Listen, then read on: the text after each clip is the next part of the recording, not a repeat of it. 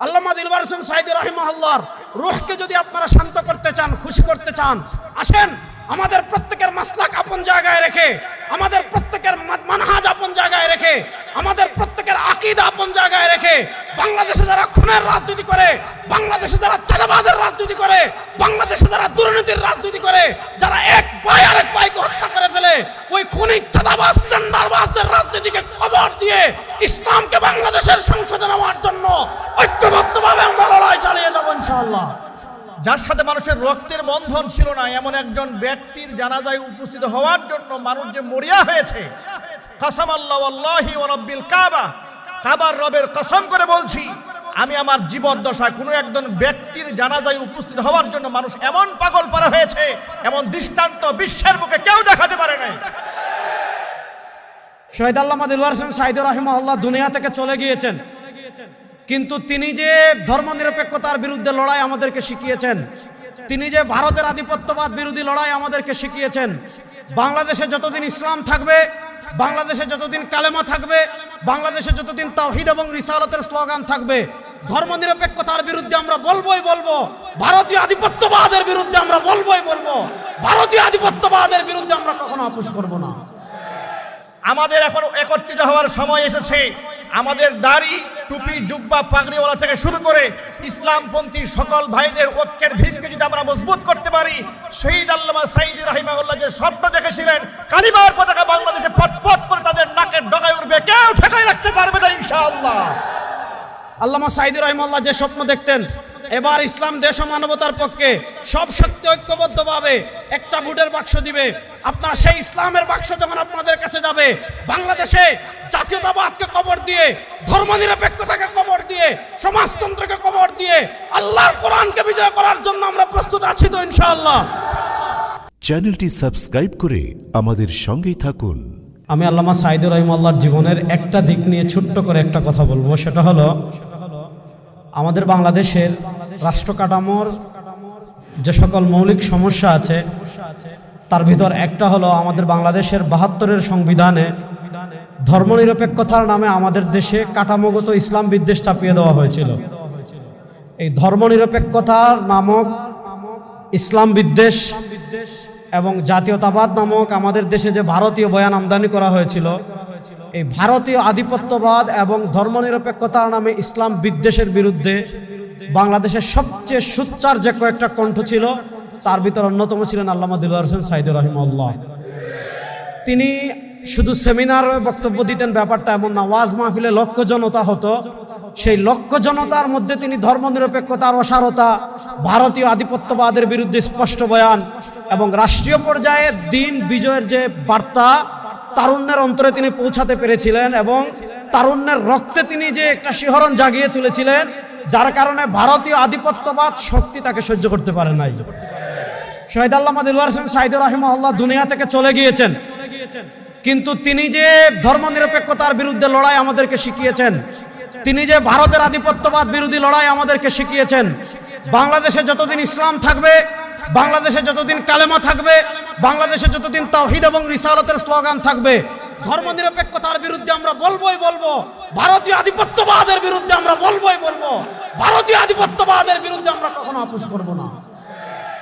আল্লামা সাঈদী রাহিমাহুল্লাহর জীবনের আরেকটা গুরুত্বপূর্ণ দিক কি ছিল, তার বক্তব্যগুলো আপনারা যদি পর্যবেক্ষণ করেন, তার বয়ানগুলো যদি আপনারা পর্যবেক্ষণ করেন, দেখবেন তিনি অত্যন্ত স্পষ্ট ভাষায় আমাদের সমাজে আমি বলেন আরো অনেক আলোচক এমন আছেন যারা নানা দিক বিবেচনা করে দিন বিজয়ের কথা স্পষ্ট করে বলেন না, ধর্মনিরপেক্ষতার বিপক্ষে স্পষ্ট করে বলেন না, জাতীয়তাবাদের বিপক্ষে স্পষ্ট করে বলেন না, সমাজতন্ত্রের বিপক্ষে স্পষ্ট করে বলেন না, গণতন্ত্রের বিপক্ষে স্পষ্ট করে বলেন না, রাষ্ট্রের সব সেক্টরে একদম রাষ্ট্রীয় পর্যায়ে, অর্থনীতিতে, বিচার ব্যবস্থায়, সব জায়গায় ব্রিটিশ প্রবর্তিত বিচার ব্যবস্থাকে পায়ের তলায় পিষ্ট করে, ব্রিটিশ প্রবর্তিত অর্থনীতিকে পায়ের তলায় পিষ্ট করে আল্লাহর কোরআন এবং নবী করিম সাল্লাল্লাহু আলাইহি ওয়াসাল্লামের আদর্শ বিজয়ের কথা হয়তো অনেকে বলেন না, কিন্তু বয়ানে স্পষ্টভাবে যে কয়েকজন দিন বিজয়ের কথা বলতেন, তার ভিতর অন্যতম ছিলেন আল্লামা দিলওয়ার হোসেন সাঈদী রাহিমাহুল্লাহ। আমরা তাকে হারিয়েছি। আজকের এই পরিবর্তিত বাংলাদেশে তিনি যদি থাকতেন, আপনারা দেখেছেন পাকিস্তানে একটা সংগঠন আছে মুত্তাহিদা মজলিসে আমল, সে মুত্তাহিদা মজলিসে আমল, সেখানে পাকিস্তানের জমিয়তে উলামা ইসলাম আছে, পাকিস্তানের জামাত ইসলাম আছে, পাকিস্তানের জমিয়তে আহলে হাদিস আছে, এমনকি পাকিস্তানের শিয়াদের সংগঠন তাহরিকে তোহফা ইসনা আশারিয়া সেইটাও আছে। তারা সবাই রাজনৈতিক ঐক্য কেন করেছে? পাকিস্তানে ধর্মনিরপেক্ষতাকে দুর্বল করার জন্য এবং পাকিস্তানের সংসদে ইসলামপন্থীদের সরব উপস্থিতি এবং ইসলামপন্থাকে শক্তিশালীভাবে উপস্থাপন করার জন্য। পাকিস্তানের যতগুলো ইসলামিক দল আছে সবাই যার যার আকীদা বিশ্বাস আপন জায়গায় রেখে রাজনৈতিক ঐক্য কেন করেছিল? তাদের দেশে ধর্মনিরপেক্ষতাকে দুর্বল করার জন্য, তাদের দেশের সংসদে ইসলামপন্থাকে শক্তিশালীভাবে উপস্থাপন করার জন্য। আল্লামা দিলওয়ার হোসেন সাঈদী রাহিমাহুল্লাহ 14 আগস্ট রাত্রে দুনিয়া থেকে বিদায় নিয়েছিলেন। তিনি চলে যাওয়ার 1 বছর আগে আমাদের উপর 16 বছরের যে ফেসিবাদ চেপেছিল সেটাকে আমরা অপসারণ করেছি। শহীদ আল্লামা দিলওয়ার হোসেন সাঈদী রাহিমাহুল্লাহ চলে যাওয়ার পর পাকিস্তানের মুত্তাহিদা মজলিসে আমলের মতো আমাদের বাংলাদেশে একটা পরিবেশ তৈরি হয়েছে। আমি আপনাদেরকে একটা কথা শুধু বলবো, আল্লামা দিলওয়ার হোসেন সাঈদী রাহিমাহুল্লাহর রূহকে যদি আপনারা শান্ত করতে চান, খুশি করতে চান, আসেন আমাদের প্রত্যেকের মাসলাক আপন জায়গায় রেখে, আমাদের প্রত্যেকের মানহাজ আপন জায়গায় রেখে, আমাদের প্রত্যেকের আকীদা আপন জায়গায় রেখে বাংলাদেশে যারা খুনের রাজনীতি করে, বাংলাদেশে যারা চাঁদাবাজের রাজনীতি করে, বাংলাদেশে যারা দুর্নীতির রাজনীতি করে, যারা এক ভাই আরেক ভাইকে হত্যা করে ফেলে, ওই খুনি চাঁদাবাজ টেন্ডারবাজদের রাজনীতিকে কবর দিয়ে ইসলামকে বাংলাদেশের সংসদে নেওয়ার জন্য ঐক্যবদ্ধভাবে আমরা লড়াই চালিয়ে যাব ইনশাআল্লাহ। আল্লাহ তাআলা দিন বিজয়, আল্লাহ তাআলা ইসলাম বিজয়ের জন্য আমাদেরকে ঐক্যবদ্ধভাবে কাজ করার তৌফিক দান করুন ইনশাআল্লাহ। আপনারা দেখেছেন সব ইসলামী রাজনীতিবিদ ঐক্যবদ্ধ হয়েছে। এবার ইসলাম দেশ ও মানবতার পক্ষে ইনশাআল্লাহ। আল্লামা সাঈদী রাহিমাহুল্লাহ যে স্বপ্ন দেখতেন, এবার ইসলাম দেশ ও মানবতার পক্ষে সব শক্তি ঐক্যবদ্ধভাবে একটা ভোটের বাক্স দিবে। আপনারা সেই ইসলামের বাক্স যখন আপনাদের কাছে যাবে, বাংলাদেশে জাতীয়তাবাদকে কবর দিয়ে, ধর্মনিরপেক্ষতাকে কবর দিয়ে, সমাজতন্ত্রকে কবর দিয়ে আল্লাহর কোরআনকে বিজয় করার জন্য আমরা প্রস্তুত আছি তো ইনশাআল্লাহ। আল্লাহ তাআলা আমাদেরকে তৌফিক দান করুন। আবার আপনাদের সাথে দেখা হবে। আসসালামু আলাইকুম ওয়া রাহমাতুল্লাহ। এই পর্যায়ে আমাদের মাঝে বক্তব্য রাখবেন উদীয়মান তরুণ বক্তা, আমাদের প্রিয় ভাই মাওলানা আব্দুর রহিম আল মাদানী হাফেজাহুল্লাহ। আলোচনা নিয়ে আসছেন মাওলানা আব্দুর রহিম আল মাদানী হাফেজাহুল্লাহ। ফালিয়াতাফাদ্দাল মাশকুরা। শহীদ আল্লামা সাঈদী রাহিমাহুল্লাহ এমন একজন ব্যক্তি পৃথিবীতে ছিলেন, জালেমরা তার উপর জুলম করে যখন তার উপর মিথ্যা মামলা দিয়ে ফাঁসির রায় ঘোষণা করলো, তার জন্য তার ভালোবাসায় সিক্ত হয়ে শত শত মানুষ জীবন বিলিয়ে দিল। আমার মনে হয় এটা শুধুমাত্র ভৌগোলিকভাবে আমাদের বাংলাদেশের জন্য নয়, গোটা পৃথিবীতে কোনো একজন ব্যক্তির ভালোবাসায় সিক্ত হয়ে এত মানুষ একদিনে জীবন দিয়েছে এমন ইতিহাস আমরা কখনো ইতিহাসের পাতায় পড়িনি।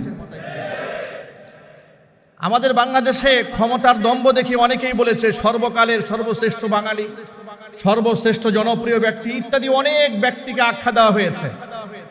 সুসময়ে তাদের হিতাকাঙ্ক্ষীর কোনো অভাব ছিল না।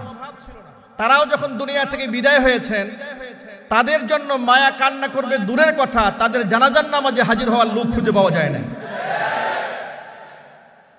পক্ষান্তরে আল্লামা সাঈদী রাহিমাহুল্লাহ যখন দুনিয়া থেকে চলে গেলেন, যার সাথে মানুষের রক্তের বন্ধন ছিল না এমন একজন ব্যক্তির জানাজায় উপস্থিত হওয়ার জন্য মানুষ যে মরিয়া হয়েছে, কাসামাল্লাহু ওয়াল্লাহি ওয়া রাব্বিল কাবা, কাবার রবের কসম করে বলছি, আমি আমার জীবদ্দশায় কোনো একজন ব্যক্তির জানাজায় উপস্থিত হওয়ার জন্য মানুষ এমন পাগল পারা হয়েছে, এমন দৃষ্টান্ত বিশ্বের বুকে কেউ দেখাতে পারে নাই। মানুষ আল্লাহর জন্য তাকে এভাবে ভালোবেসেছে। তারা জানাজায় হাজির হয়ে ঘন্টার পর ঘন্টা সাঈদী ফাউন্ডেশনের সেই মাঠে লোকেরা হাঁটু পর্যন্ত পানির মধ্যে দাঁড়িয়ে থেকেছে। তার লাশটাকে মানুষ ধরে চুমা খেয়েছে, লাশ স্পর্শ করতে না পেরে অ্যাম্বুলেন্সের চাকা ধরে চুমু খেয়েছে। তারা তার বিরুদ্ধে ধর্ষণ, খুন, গণহত্যা ইত্যাদি নানা ধরনের অপবাদ রটিয়ে মানুষের দিল থেকে মুছতে চেয়েছে, কিন্তু তারা মানুষের দিল থেকে মুছতে পারেনি, কারণ মানুষের দিলে আল্লাহ মোহাব্বত তৈরি করে দিয়েছেন। এখান থেকে আমাদের শিক্ষা হচ্ছে, দেলওয়ার হোসেন সাঈদী রাহিমাহুল্লাহ তিনি শুধুমাত্র জামাত ইসলামের এককভাবে রাজনৈতিক সম্পদ ছিলেন না, তিনি গোটা মুসলিম উম্মার সম্পদে পরিণত হয়েছিলেন। সমস্ত উলামারা যদি তার আদর্শ গ্রহণ করে, বাতিলের রক্ত চক্ষুকে পরোয়া না করে, বাতিলের চোখে চোখ রেখে হকের পরে আপোষহীনভাবে থাকতে পারে, আল্লামা সাঈদী রাহিমাহুল্লাহ মানুষের কলিজার মধ্যে যেভাবে স্থান করে নিয়েছে, বর্তমান সমাজের আলেমরা সেইভাবে স্থান করে নিতে বাধ্য হবে। আমি আলেম ওলামাদেরকে বলছি, ঐক্যবদ্ধ হন। সাঈদী রাহিমাহুল্লাহ রেখে যাওয়া আদর্শ হক এবং হক্কানিয়াতের ঝান্ডাকে জমিনের মধ্যে অবশ্যই উড্ডীন করতে হবে। আমাদের এখন একত্রিত হওয়ার সময় এসেছে। আমাদের দাড়ি, টুপি, জুব্বা, পাগড়িওয়ালা থেকে শুরু করে ইসলামপন্থী সকল ভাইদের ঐক্যের ভিতকে যদি আমরা মজবুত করতে পারি, শহীদ আল্লামা সাঈদী রাহিমাহুল্লাহ যে স্বপ্ন দেখেছিলেন কালিমার পতাকা বাংলাদেশে পথ করে তাদের নাকের ডগায় উঠবে, কেউ ঠেকাই রাখতে পারবে না ইনশাআল্লাহ। আল্লাহ রাব্বুল আলামিন আমাদের ঐক্যবদ্ধ হওয়ার তৌফিক দান করেন, আমিন। আসসালামু আলাইকুম ওয়া রাহমাতুল্লাহি ওয়া বারাকাতুহু।